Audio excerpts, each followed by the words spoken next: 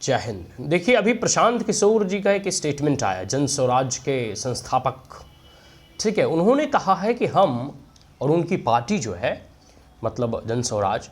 वो जो है लालू यादव और बीजेपी का ऑप्शन बनकर, मतलब अल्टरनेटिव बनकर उभरेगी। देखो, लालू यादव के ऑप्शंस का तो हमें नहीं पता, वो उनकी जो है पार्टी के कार्यकर्ता या जो भी उनके समर्थक हैं वो जाने। लेकिन जहां प्रश्न रहा बीजेपी का, तो मैं एक बात तो स्पष्ट कह देता हूं प्रशांत किशोर जी को कि बीजेपी जो है कैडर बेस्ड पार्टी है। कई सालों तक आप देखोगे, कई राज्य में भले बीजेपी की सरकार हो या ना हो, लेकिन बीजेपी का वोट परसेंटेज कभी भी कमता नहीं है। और बीजेपी हमेशा से, आप देखोगे 2 सीट से लेकर या तीसरी या चौथी बार सरकार बहुमत की जो है बन रही है, तो स्वाभाविक सी बात है कि एनडीए इतना, और एनडीए का घटक दल इतना बिहार में भी कमजोर नहीं है कि आप जो है एक अल्टरनेटिव के तौर पे या फिर आपकी पार्टी जो है ऑप्शन के तौर पर बिहार में उभरे। अभी यह स्थिति बीजेपी की नहीं आई है, ठीक है। तो ये जो मंसूबे और ख्याली जो पुलाव प्रशांत किशोर के द्वारा या जन स्वराज पार्टी के द्वारा पकाए जा रहे हैं,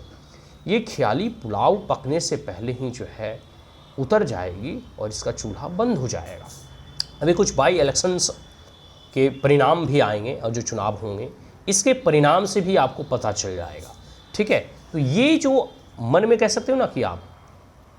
स्वांग जो रचा जा रहा है, या कह सकते हो दीन में बैठकर जो है सपने जो देखा जा रहा है जन स्वराज पार्टी के द्वारा या प्रशांत किशोर के द्वारा, इन सब सारी चीज़ों से कुछ होने जाने वाला नहीं है,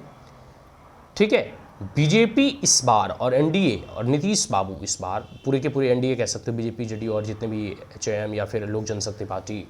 रामविलास, जितनी भी पार्टियाँ, जितने भी घटक दल हैं, इनका जनाधार पूरे बिहार में और पैर पसार रहा है।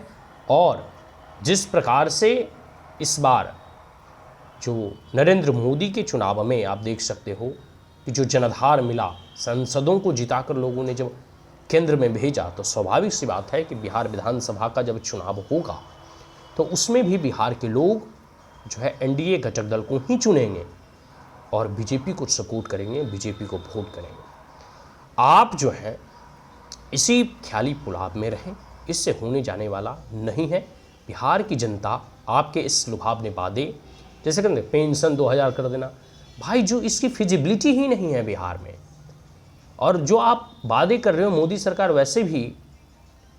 कई चीज़ों में, चाहे नल से जल देने की व्यवस्था करनी हो, शौचालय बनवाने की व्यवस्था करनी हो, आवास देने की व्यवस्था करना हो, पीएम किसान सम्मान निधि देने की व्यवस्था करना हो, उज्ज्वला योजना के तहत गैस कनेक्शंस प्रोवाइड कराने हो,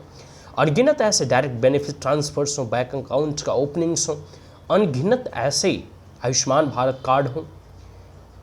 अनगिनत ऐसे जो है स्कीम्स के जरिए, अनगिनत ऐसे जो है कह सकते हो स्कॉलरशिप के जरिए, अनगिनत ऐसे कह सकते हो लाभ